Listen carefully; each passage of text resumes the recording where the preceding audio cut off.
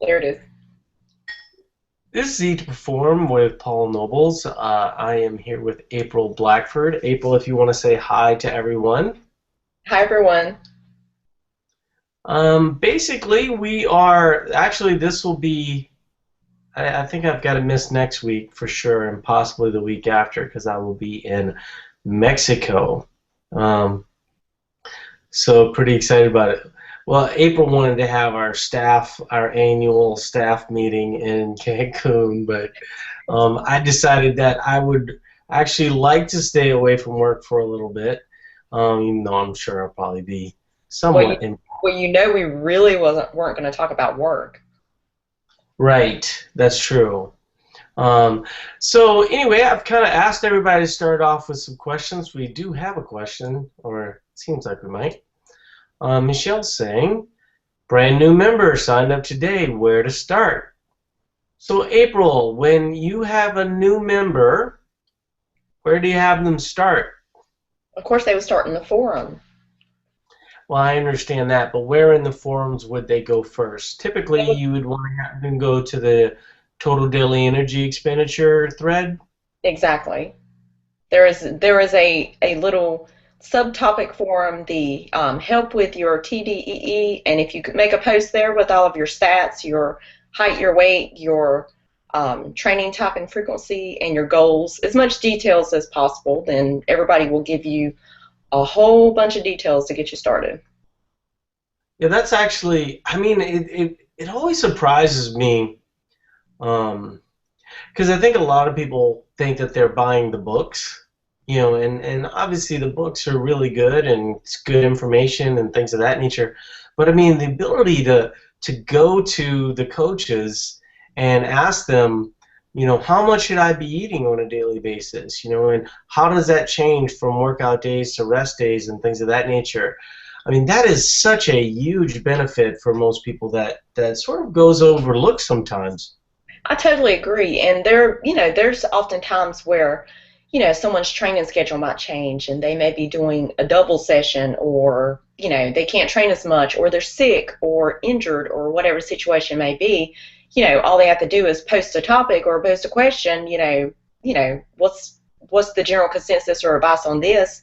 And, they'll get a slew of help and advice and in general and pretty much almost quickly, within minutes. Yeah, I mean, excuse me one second.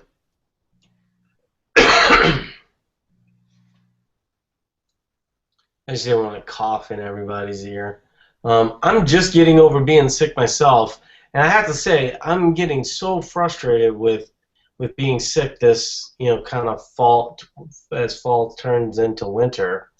Um, but hopefully I can stay somewhat healthy though.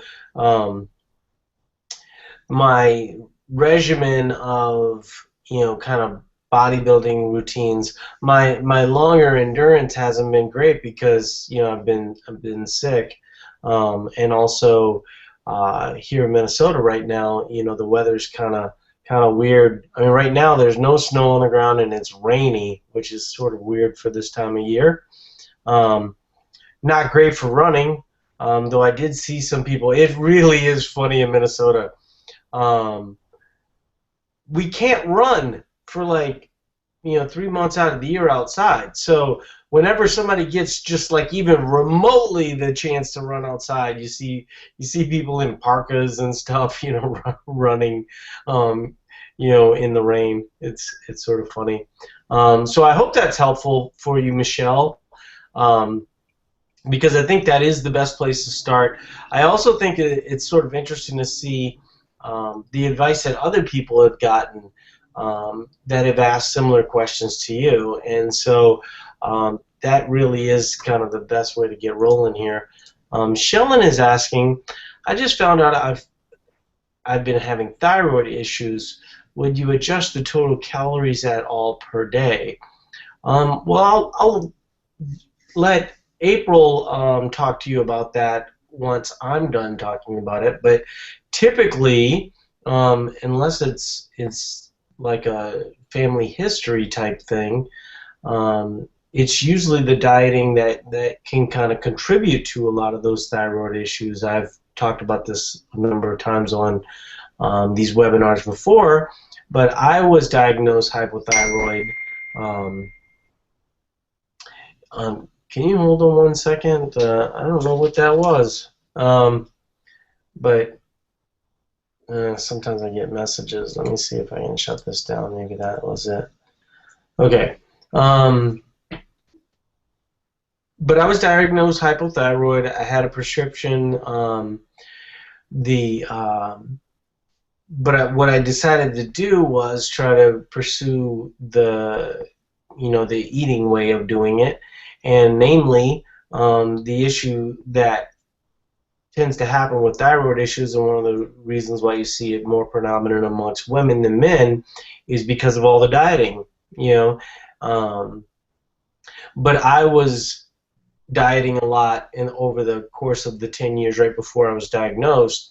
And I still go in yearly to have it checked, and it's been kind of amazing to see how it, has sort of regulated itself as I started eating more normal, and then also having the exercise. I think the exercise is probably just more important in terms of kind of allowing for more food and more balanced and just kind of a whole foods approach. I mean, what are your thoughts on thyroid issues? I mean, anything that we're talking about is obviously not medical advice. It's just what our personal experience is. I agree. I'm curious if it's hyper or hypothyroid issues. Yeah, because hyper typically, yeah, hypo is sort of what I was describing, Yeah, and that's what I hypo was. is hypo is probably the most common and is very typical, like you said, with women, dieting, for years and years and not eating adequate amounts. Um, Generally, the consensus is, you would want to start a little bit conservatively. If you run some numbers in the calculator and it shows, 250 grams of carbs, you may want to start out at 200 and stay there for a little while and then gradually work your way up. I think the gradual approach, allowing things to regulate, is a lot, smarter in those situations than kind of jumping into, the higher caloric levels. Well, especially if you're coming from a dieting background, you're probably somewhat, your sensitivity levels to, carbohydrates and things of that nature are pretty inflexible. And so we usually kind of get people started off pretty gradual in that scenario. I will say this, though, you should really push it. You should really try and get more food into the equation, really push that work capacity, and I think ultimately that'll be favorable as it relates to your condition and potentially getting off the medication. It's sort of interesting when you start talking about, statins or thyroid issues and things of this nature. People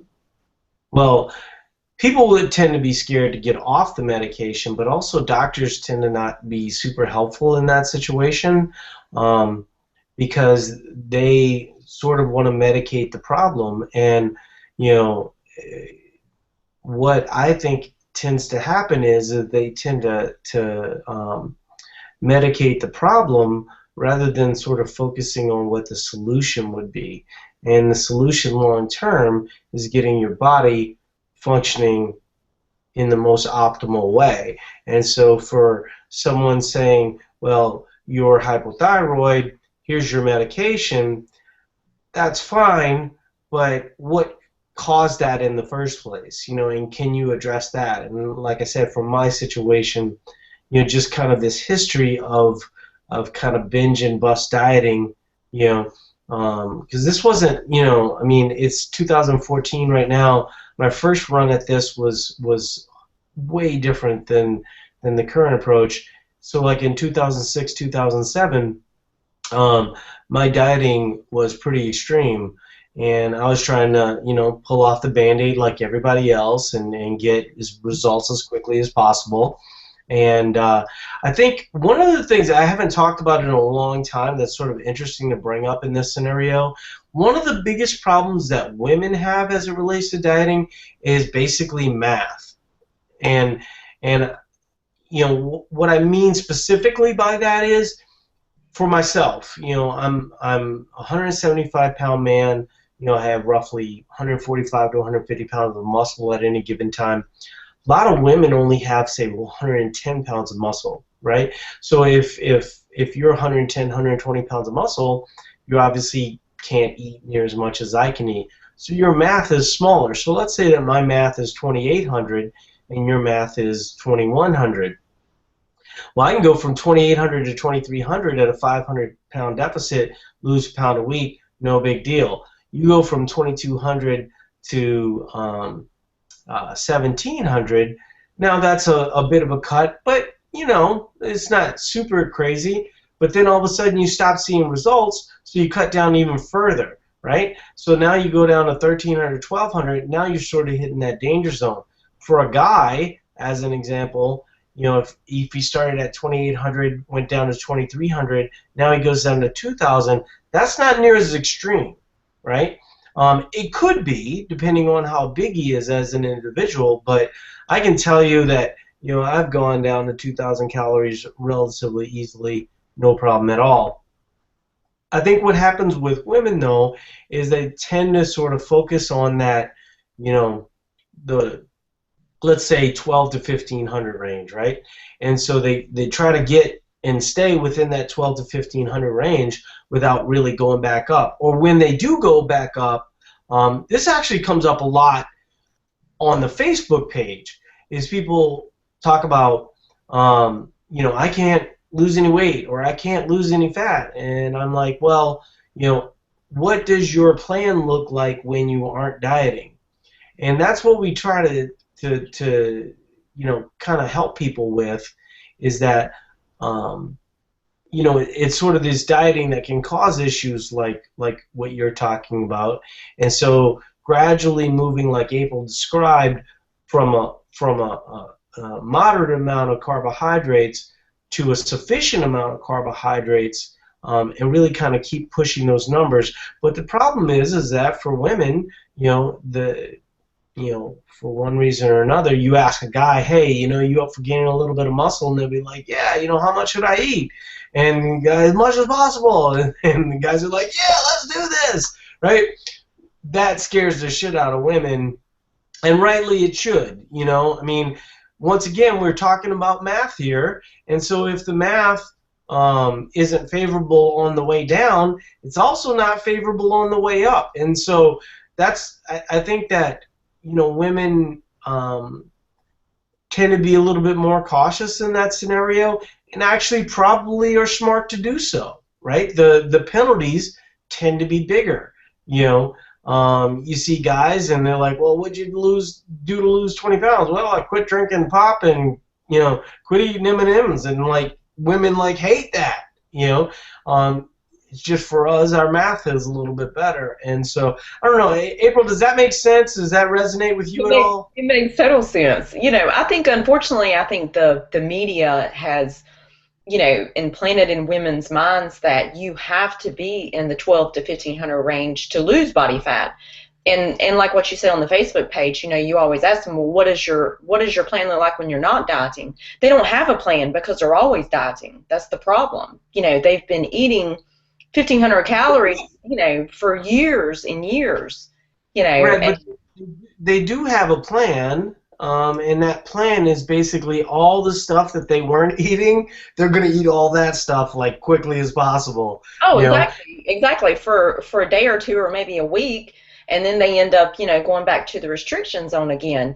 The key is always, like what you said, to get the math in your favor and to work it up. Even myself, I was guilty of, eating 1,500 calories a day for, over a year and not seeing any progress. And it wasn't until I got the math in my favor that, now if I eat 2,100 calories by accident, the scale will drop down for me.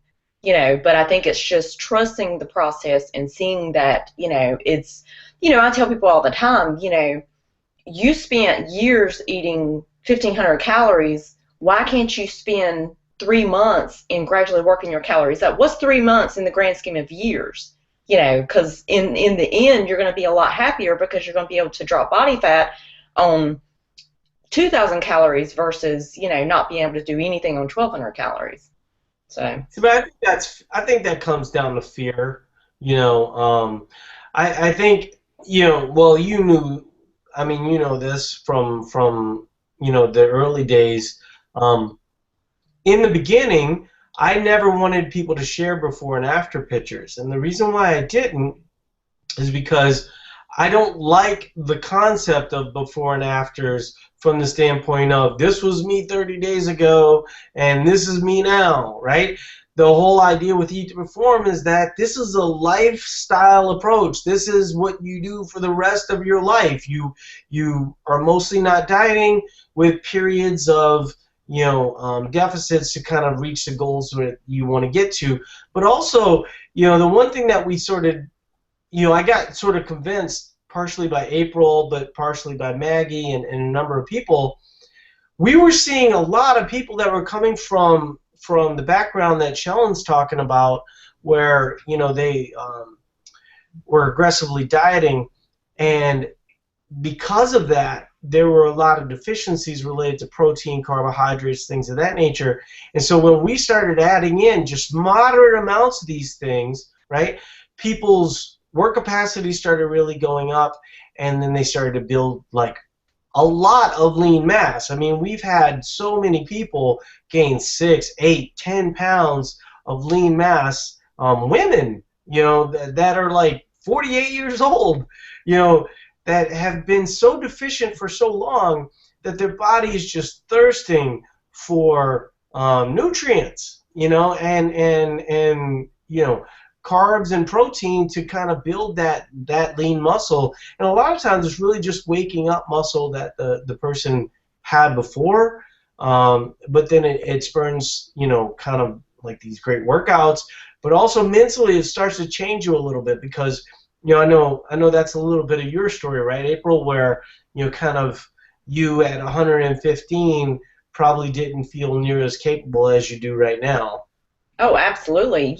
And my lowest was 107 pounds, and I look back at those pictures, and I just look like a very weak, incapable version of myself, and then I look at myself now, and I look, like a capable person. I'm stronger than some of the men at my gym. They all think that I'm a beast, and it's kind of cool. Now I look at women, other women in my gym, I look at the ones that are strong and have muscles, and I notice them, and then the ones that are walking on the treadmill and that are, basically skinny, I look at them and I think, that the poor lady's probably on a 1,200 calorie diet, Well, I don't know, some of the stuff people have heard, because we have videos out there that talk about this, and so if you bought Eat to Perform, maybe you would have seen some of these videos. But one of the main videos that we have out there talks about how addition is a real big part of the journey for a lot of people, because like April's describing, if you go to the gym and it's really, it's sort of funny, because I know that there are some weightlifting people that are like really super anti-cardio, and I hate that, because I feel like you should be, very conscious of your heart health, and cardio is going to be a big part of that. But that said, there needs to be a good, variety, as it relates to cardio, as it relates to weight training, as it relates to long endurance, as it relates to high intensity. That's what, truly varied training is. And, also, last couple weeks I've been doing yoga, and so having kind of that active stretching, I think, is also kind of a big part of the plan. But, when you talk about kind of where, Shellen's, situation is, and you try and move to a more whole picture, that's really what Eat to Perform is trying to do to people, is we're trying to get people just to be more conscious. And once you get past that point, right, and where you're just not focused on subtraction, subtraction, subtraction, so let's think low calorie, high cardio, right? Or even like CrossFit, if you're lower calorie, meaning, you're paleo and you're just eating meats and veggies and you're showing up at the gym, you're not really going to allow yourself to have the kind of stimulus or adapt to the stimulus that you want to adapt to. And that's a big part of the process. And once you get past that mentally, that's when everything changes, like April is saying. And that's when you start feeling more confident about what you're doing. And then all of a sudden it's like, fat loss can be part of the equation, and, rightly so for a lot of people. I mean, some people do need to lose fat. But we actually have an article. You guys can go to the site right now. It's the article that's going to be showing up tomorrow. And there was two things that were topics of that article. And the first thing was how fat leaves your body. And most people don't know the answer to that. And it's sort of interesting because 85% of the fat that leaves your body does so through your breath, through carbon dioxide, through oxidation. And a lot of people don't know it. The other 15% is kind of the normal, sweat and excrement and things of that nature. But the other part, which I think is so huge for everybody, especially when you're first starting off, is you can be fat. That's what Dr. Stephen Blair talks about, and that's what we mentioned in this article, and fit. And so what people tend to focus on is that body fat is some kind of determinant of health. There's people with high body fats, okay, as long as they're active, they're affecting their health positively. And the why I think that that's important is it allows for people to be a little bit more on a sustainable, slower approach. Because if you go, well, if I'm going to focus on this as health, then, I can start moving right now. I can start walking tomorrow. I can go to the gym and lift weights. I can do all these different things, and that's going to affect my health positively. I mean, the numbers are like staggering, and actually there's a link to the article that I'm talking about where they do these studies related to people that are carrying lots of fat but also are very active, and their mortality rate to people that are inactive is just monstrous. And so I know for a lot of people that we talk to on a regular basis, it's sort of like dialing it in. They're already relatively lean. It's just kind of get to that polishing things off a little bit. But I think when you start to think of, from a health perspective, it does allow you a little bit more perspective to the overall scheme as well. Any thoughts on that, April? Because we have one more question. I agree. It's kind of like you had recently ran the article on Shannon, and we got quite a few members who were the article kind of spoke to them on, her journey has been going on for a couple of years now, and it's just such a drastic, change from where she was in the beginning, but it just basically shows that, get active, become healthy like that, and then the fat loss will gradually happen. And she just made minor changes initially, and then she's used this and made this as a journey, as a process, or as a lifestyle, not, I need to diet, I need to get this fat off, before summer, type thing, Yeah, it's funny, there's two things that kind of came up recently. The Shannon thing was kind of interesting because there were two times where she got pretty aggressive, and the first time, she really regretted it. When I first met Shannon, I was telling her be, real slow, eat adequate amounts of food, and literally like 40 pounds came off like it was nothing. And then she started to slow. She sort of wanted to hit those goals, and I kind of know what that's like because I've been there before myself, where you sort of want to get under 200 pounds, or under 15% body fat, for your 1 year journey and things of that nature. And so she got a little aggressive, gained some of the weight back. For that year, she talked about that in the article. She let a lot of bad habits creep back in. Shannon does let a lot of bad habits creep back in. There are some things, like especially like members of my gym. I mean, it's interesting because I do post like a picture of cake on occasion, or some foods that I eat. But in general, I eat in a pretty regimented way. I eat 2 big-ish meals a day. I eat adequate amounts of protein every single day. I mean, sometimes I'll hear people talking, like Shannon was talking about having like these mint Hershey Kisses each morning. And I'm like, Shannon, you can't do that. You gotta. So she still wants to have a lot of the. I think she wants to sort of work out her way into eating the things that she wants to do. And it can be a contributor, but in general, that's usually a really bad strategy. And so I tend to kind of, we talked to her a little bit about how to still have those things, but then kind of manage it a little bit better.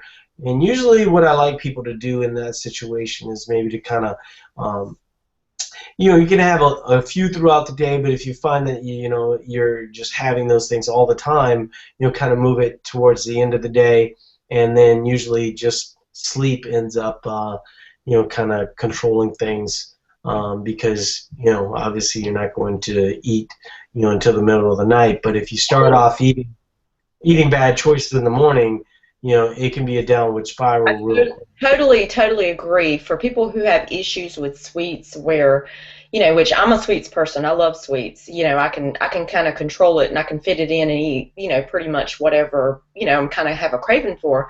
But some people, it's kind of a downward slope for them, and I do think that the strategy.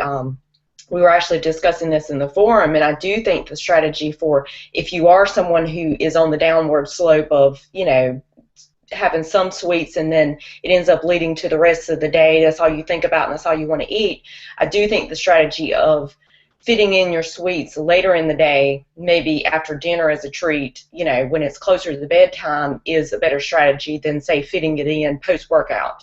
Well, the other thing too, I mean, that Shannon will fully admit to you, is that her level of preparation, when she's prepared, she does really, really well. When she's not prepared, I mean, right now, I will say, she's working out all the time, and I get really concerned about her from that perspective, because she's really capable. She's one of the things that really, we had her blogging almost from the day she started her journey, because I knew she was an athlete. I knew that she was going to really gravitate and take to being doing athletic things really quickly. But the thing with Shannon, and another big part of her journey that she hasn't really talked about, maybe she talked a little bit about when she was blogging, but she gets hurt. She pushes it a little bit too much, and that's one of the things that I think she'll probably figure out, in the next couple of years, because it's taken me a few years to figure that out. But I'm a little bit better at controlling, my weight when I'm sick, controlling my weight when I'm not able to get to the gym because of some nagging injuries or something of that nature. Cindy's asking, signed up, still reading your ebook, which, by the way, is fine. That's one of the reasons why we have the forums, is so you guys can get up to speed really quickly and then just kind of use the ebooks as a resource. That used to be a little bit different because we had so many people asking questions, but now that we have so many threads in the forum, it allows people to sort of get up to speed quicker, and that's what actually we've decided makes most sense for most people, because you're buying something that's hopefully going to get you results, and so you'd like to be able to dive in as quickly as possible. She's saying, I have not started yet. If you figure out your protein to be 110, what should your carbs and fat be?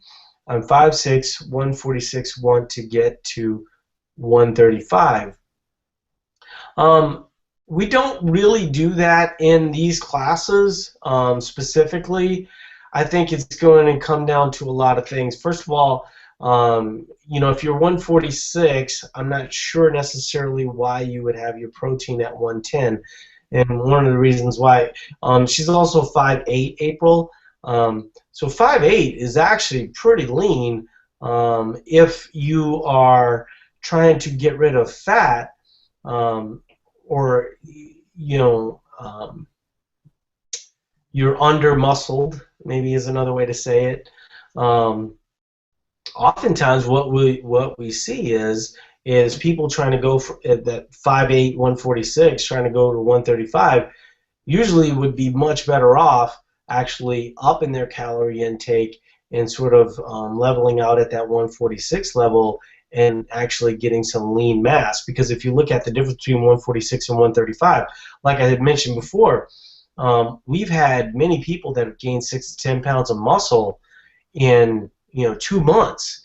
And so if you were to change that one thing as an example, and you got your protein up to that probably 125 to 135 level, even up to 146, that would make a difference, not to mention carbs and fats. It really comes down to how you've been eating before, though, Cindy. I mean, if you were eating in a deficit, for instance, let's say that you were eating 1,300 to 1,500 calories. We're not magic, I mean, Eat to Perform, basically, the only magic we have is if we can get you understanding what you're supposed to be eating the majority of the time, that's where the magic happens. The magic isn't us continuously finding math that is lower and lower and lower and figuring out ways for you to eat that. Everybody does that. She's saying she eats very clean. April, when someone says I eat very clean, what does that mean to you? That eating very clean means to me that they eat low calorie, unless they're spraying Windex on their food and clean it off. That was a joke. So yeah. That basically means that they are very strict and regimented on their calories, and typically they are very, very low, and they do not fit, treats in on a regular basis. Yeah, and what carbs are probably on the lower end as well. Right. That's what I was going to say as well. I mean, she's saying 1,300 to 1,500 is the norm. I mean, the long story short for you, Cindy, is we can't go, hey, here's our strategy. You can now eat 1,000 to 1,200. For a 5'8" female that is 146 pounds, typically I look at those numbers and I go, well, that's a little slight. I don't think of that. I don't think of you as overweight in that scenario by any stretch of the imagination. If anything, I would think that 146 is actually a good weight for you. But you're probably thinking to yourself, well, when I look in the mirror, I still think I could get leaner. Right, but your strategy for getting lean is the same strategy that everybody has. It's less, less, less, less. And what we're saying is you can get leaner by adding mass. And if you've been eating 1,300 to 1,500 calories, and we can get you up to, say, whatever your normal calorie intake should be. So let's say that would be 2,200, 2,400, something of that nature.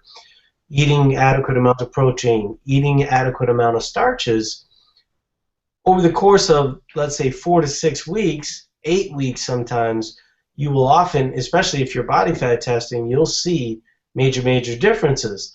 I will warn you, though, when you first start off in this scenario, you're going to want to do it gradually, sort of what we talked about earlier with Shellen.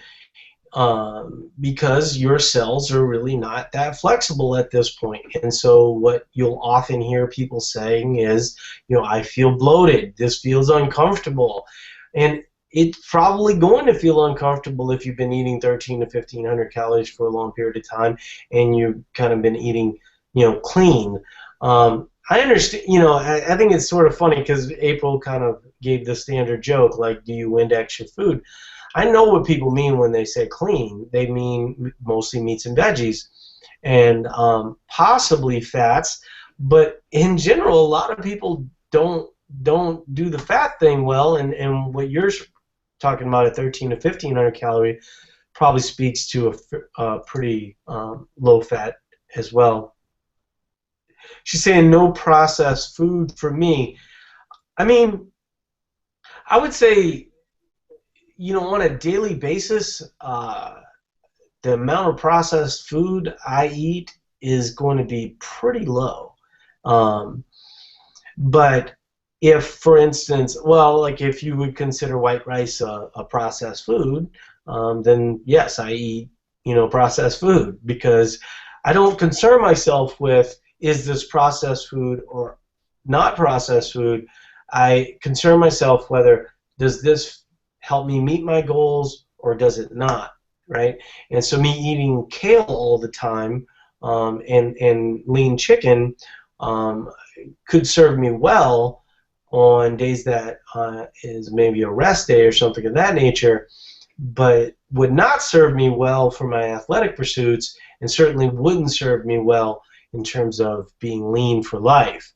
A big part of what we try to focus people on is figuring out what their total daily energy expenditure should be, and so that is what I would have you focused on right now. And so this fat loss challenge might actually be a little different for you because you should be able to get leaner by actually upping your calories and sort of addressing some of these deficiencies that let's see. Okay, so the calculator does not figure out my carbs though. So if I up my protein to 125, how do I figure out carbs? The calculator would figure out your carbs. All you have to do is set, like for instance, if you set your fats at 75 grams as an example, it will, so why don't you go ahead and do that if you're, we can't do it right now because it's the middle of the class. Unless April, is that possible? I can do it. How old is she? She should tell us in just a second here. And I'll just start it with moderately active, just starting because she obviously is coming from a very low. She's 43.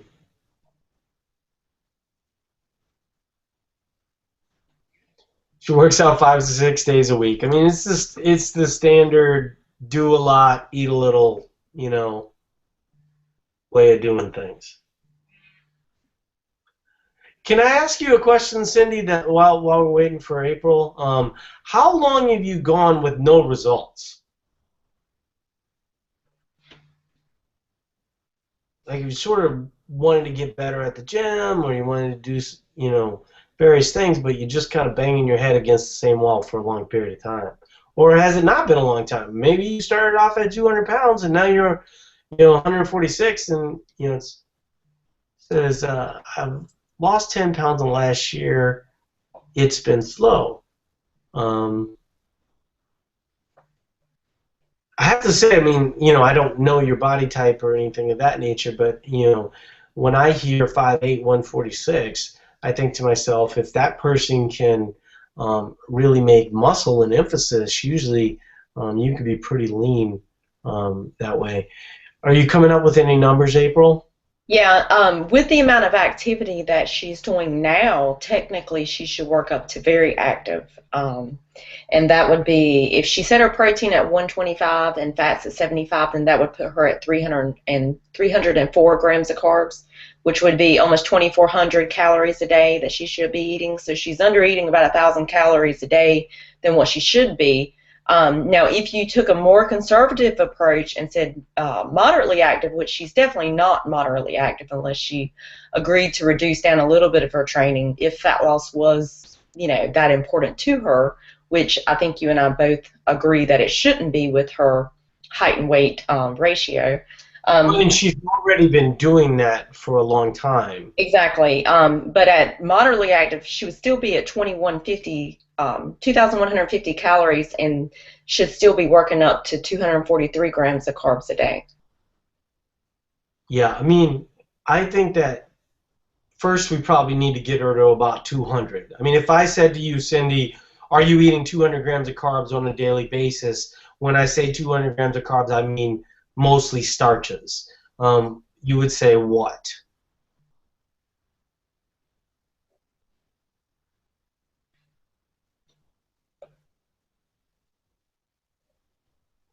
Because April's talking about 243 or 300 grams of carbs, mostly from starches. Um, which, we don't want to freak anybody out. Certainly, you don't want to go from 1,300. No, I don't eat bread or pasta. It's a migraine trigger. I don't eat much bread or pasta myself either. We're talking about white rice. We're talking about Potatoes. but yeah, potatoes, sweet potatoes, things of that nature. These are the things that are going to kind of get you to where you ultimately want to go. Um, just veggies. See, brown rice, potatoes, yes. Quinoa. Quinoa, I mean, I don't have a problem with quinoa. Some people have issues with quinoa.